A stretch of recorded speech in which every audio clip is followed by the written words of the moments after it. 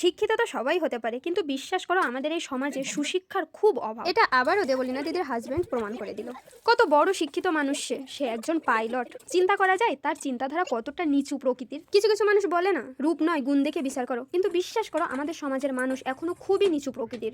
তারা আগে যদি রূপ আকর্ষিত হয় তাহলে তার গুণ বিচার করতে যায়, যদি সে দেখতে খারাপ হয় কখনোই তার গুণ বিচার করতে কেউ যাবে না।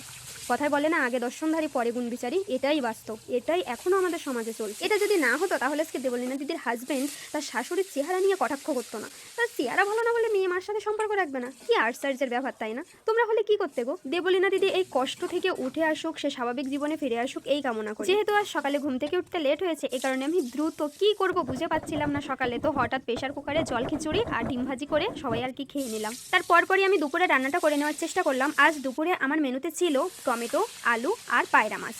আমার বেবিটা ওইভাবে মাছ খেতে চায় না, এ কারণে আমি যে কোনো সবজি দিয়ে মাছটা রান্নার চেষ্টা করি, যে একটু যদি খাই আর যদি ঝোলের তরকারিটাও খাই সেটাও হয়তো ওর শরীরে একটু পুষ্টি যাবে। যাই হোক, তোমাদের সাথে কথা বলতে বলতে আমার রান্না কমপ্লিট। আমার এই ছোট্ট মিনি ব্লগটা এখানে আমি শেষ করছি। সবাই ভালো থেকো, সুস্থ থেকো, সুন্দর থেকো, টাটা।